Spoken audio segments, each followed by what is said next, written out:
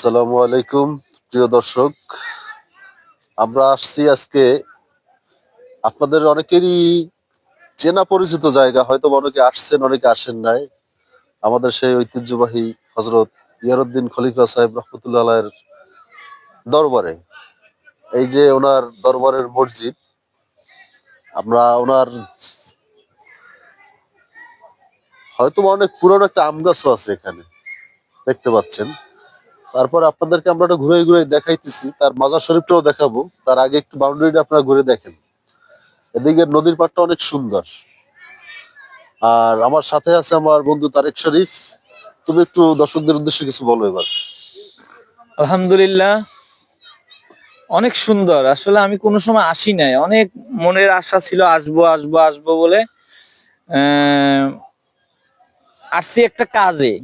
তা আমার দোস্তরে বললাম কি, চলো আমরা যাই, যেহেতু এখান থেকে কাছে আছে। 7-8 কিলোমিটার আপনার বেতাগিতে একটা কাজে আসছিলাম। তো ওইখান থেকে আসলাম, মানে এত সুন্দর। এই যে আল্লাহর বন্ধুদের মানে জায়গা আল্লাহ পাক নিজেই সম্মান দিয়ে রাখছেন। না আসলে না, যারা আসছেন তারা তো অবশ্যই জানবেন বা জানেন। আর যারা আসেননি তারা আসবেন, আমি মনে করি তারা আসলে বুঝতে পারবেন যে কত শান্তির জায়গা। এই যে দেখেন, সিরিয়ালের রাস্তার পাশ দিয়ে আম গাছ এবং অনেক সুন্দর। খেলাধুলার মাঠ থেকে শুরু করে মাদ্রাসা, এতিমখানা, সব আছে এখানে।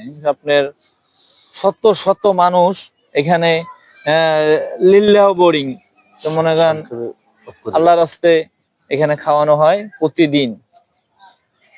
একটু মাছ। দর্শক চলুন আমরা সামনে আরো কিছু দেখি, ভালো কিছু। আসলে বিশেষ করে আমার আম গাছটা দেখে অনেক শান্তি। একটু আম গাছটা একটু দেখাও।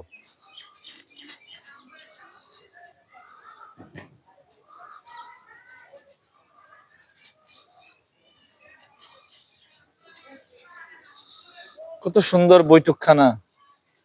অনুরোধ, মির্জাগঞ্জ হজরত ইয়ারউদ্দিন খলিফা সাহেব রহমতুল্লাহ আলাইহির দরবার শরীফ মাদ্রাসা ও লিল্লা বোর্ডিং এতিমখানার উদ্দেশ্যে সকল প্রকার মানতের টাকা নিজ হাতে দান বাক্সে ফেলুন। কারো হাতে টাকা পয়সা দিবেন না। চাল, গরু, নারিকেল, গরু, ছাগল, হাঁস, মুরগি সহ সকল প্রকার মালামাল দরবার শরীফের ভবনের নিচতলায় বৈঠকখানায় দায়িত্বশীল লোকের দ্বারা কাছে জমা দিয়ে রেজিস্ট্রেশন খাতায় নাম লিখিয়ে স্বাক্ষর করে যাবেন। সুন্দর কথা। এই যে আপনার দর্শক, ইয়াউদ্দিন সাহেব, ইয়া মরহুম হজরত ইয়ারউদ্দিন খলিফা সাহেব রাদিয়াল্লাহু তাআলা এর মাজা ভাইয়ের ছেলে, ওনার মরহুম সুলতান খান এর কবরস্থান। ওনারা আসলে খান বংশ ছিলেন। দর্শক আসুন, আমরা যে জিনিসটা দেখার জন্য খুব আকাঙ্ক্ষার সহিত এখানে চলে আসছি, সেই হজরত ইয়ারউদ্দিন খলিফা সাহেব রহমতুল্লাহ আলাইহির আহ কবর আর কি, মাজার শরীফ বলা ঠিক হইবে কিনা জানি না, তার কবরখানা একটু দেখি আসেন।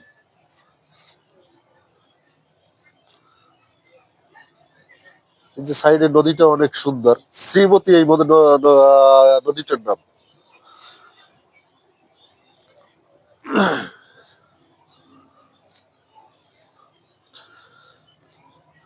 আসসালামু আলাইকুম ইয়া আহলাল কুবুর। মাশাআল্লাহ, সুবহানাল্লাহ, কি সুন্দর জান্নাতি পরিবেশ। আমি নিজেই একটু দেখাই। আসলে এই হচ্ছে হযরত ইয়ারউদ্দিন খলিফা সাহেবের কবর। দর্শক আসলে এখানে না আসলে বোঝা যায় না, পরিবেশটা খুবই চমৎকার এখানের। এই যে ওনার সাথে যারা ওনার সহকারী ছিলেন, মরহুম ইয়ারউদ্দিন খাদেম। খলিফা সাহেবের সফর সঙ্গী, ওর নাম হচ্ছে মরহুম গগন আলী মল্লিক। হ্যাঁ, আমাদেরই বংশধর। এরপরে আছে মরহুম বেলাল মল্লিক, মরহুম মুনসুর আলী মল্লিক, এই সমস্ত খাদেমগণ। তো ঠিক আছে দর্শক, আমরা আজকের মতো এখানেই বিদায় নিচ্ছি। আপনারা ভালো থাকবেন, একটু মাজার জিয়ারত শরীফ করব।